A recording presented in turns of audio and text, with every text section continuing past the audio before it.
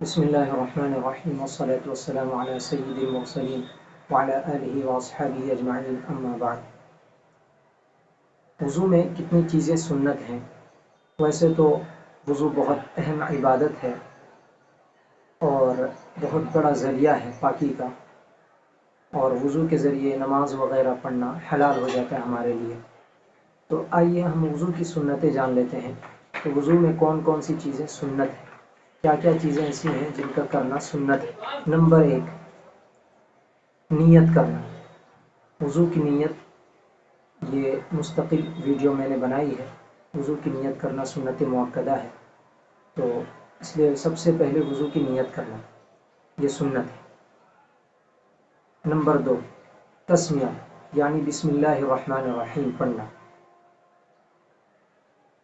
بسم اللہ کے متعلق علماء نے لکھا ہے کہ شروع میں اگر بسم اللہ نہ پڑھے تو علماء کہتے ہیں کہ اب بعد میں اگر بسم اللہ پڑھتا ہے تو شروع میں نہ پڑھنے کی وجہ سے سنت ادا نہیں ہوگی، لیکن کچھ علماء کا کہنا ہے کہ بعد میں اگر یاد آ جائے تو بسم اللہ اولہ و آخرہ پڑھ لے یا بسم اللہ الرحمن الرحیم پڑھ لینا چاہیے۔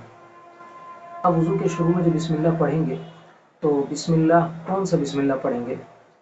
روایت موجود ہے، حضرت ابو ہریرہ رضی اللہ عنہ سے روایت ہے، آپ صلی اللہ علیہ وسلم نے فرمایا قل بسم اللہ والحمدللہ۔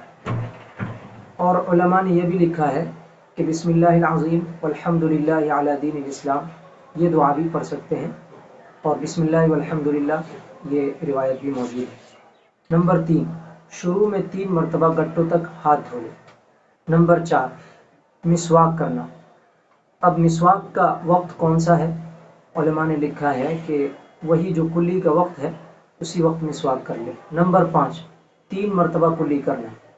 نمبر 6، 3 مرتبہ ناک میں پانی ڈالنا۔ نمبر 7، منہ اور ناک کے صفائی میں مبالغہ کرنا، یعنی خوب اچھی طرح منہ کے اندر اور ناک کے اندر پانی پہنچانا چاہیے۔ نمبر 8، داڑھی میں خلال کرنا۔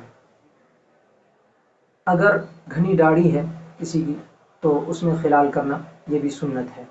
نمبر 9، انگلیوں میں خلال کرنا۔ اب انگلیوں کا خلال کیسے کرے گا؟ تو وہ ایسے کر کے ایسے ہاتھ ڈال لے، یہ انگلیوں کا خلال ہو جائے گا۔ نمبر 10، تمام اعضاء کو 3 مرتبہ دھونا، یعنی کوئی بھی اعضاء دھلے گا وضو کے اندر، جو بھی اعضاء ہیں، پیر ہے، ہاتھ ہے، منہ ہے، تو 3 مرتبہ دھلنا ہے۔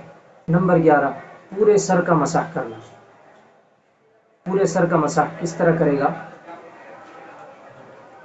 ایسے لے گا ہاتھ کو، پورے پیچھے تک لے جائے، پھر سامنے لے آئے، اس طریقے سے پورے سر کا مسح ہو جائے گا۔ نمبر 12، کانوں کا مسح کرنا۔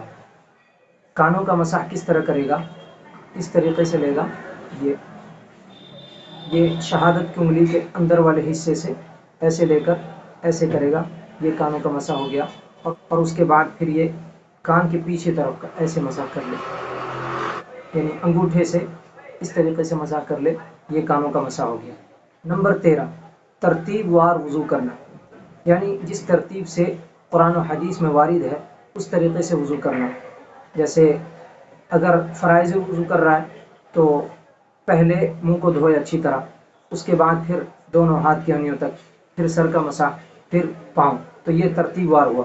اور اگر سنت وضو کر رہا ہے سنت طریقے پر تو پہلے نیت کرے، پھر بسم اللہ پڑھے، پھر جو ہے گٹوں تک ہاتھ دھوئے، اس طریقے سے جو ایک ترتیب سے ہے اس ترتیب سے وضو کرنا یہ بھی سنت ہے۔ نمبر 14، پے در پہ وضو کرنا، یعنی ایک عضو خشک ہونے سے پہلے دوسرا دھو لے۔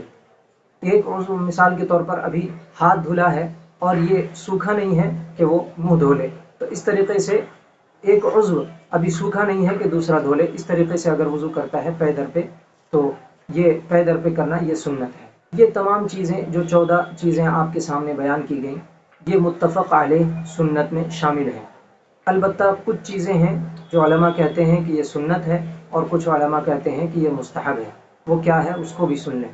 جیسے کہ داہنی طرف سے ابتدا کرنا، ہر اعضاء کو داہنی طرف سے، جیسے ہاتھ دھل رہا ہے پہلے دائیں ہاتھ دھوئے پھر بایاں ہاتھ دھوئے، اس طریقے سے جو ڈبل اعضاء ہیں تو ان کو داہنی جانب سے شروع کرنا تو یہ داہنے جانب سے شروع کرنا کچھ علماء کہتے ہیں کہ یہ مستحب ہے اور کچھ کہتے ہیں کہ یہ سنت ہے۔ اسی طرح ہاتھ اور پیر کے دھونے میں انگلیوں کی طرف سے دھونے کا آغاز کرنا، شروع کرنا، تو کچھ علماء نے کہا کہ یہ بھی سنت ہے اور کچھ نے کہا کہ یہ مستحب ہے۔ اسی طریقے سے رگڑ کر دھونا، بعض علماء نے کہا کہ یہ سنت ہے اور بعض نے کہا کہ یہ مستحب ہے۔ اسی طرح گردن کا مسح کرنا، تو بعض علماء نے کہا کہ یہ سنت ہے اور بعض نے کہا کہ یہ مستحب ہے۔ اس لیے ہمیں چاہیے کہ ہم سنن اور مستحبات کی رعایت کے ساتھ وضو کریں تو انشاءاللہ بہت فائدہ ہوگا۔ اب رہی وضو کی دعا، وضو میں کون کون سی دعا پڑھنی چاہیے اور وضو کے بعد کون سی دعا پڑھنی چاہیے، یہ انشاءاللہ مستقل ویڈیو میں آپ کو پیش کروں گا، انشاءاللہ اس میں ہم جانیں گے۔ یہ تمام چیزیں جو وضو کی سنت بیان کی گئی، اگر آپ دیکھنا چاہیں تو کتاب المسائل جلد نمبر 1 صفحہ نمبر 149 میں، اور اسی طرح الدر المختار مع الشامی جلد نمبر 1 صفحہ نمبر 218 اور 248 پر مشتمل ہے، اس کو آپ وہاں دیکھ سکتے ہیں۔ دعا کریں اللہ تعالی ہم سب کو عمل کی توفیق عطا فرمائے، آمین۔ وآخر دعوانا الحمد للہ رب العالمین۔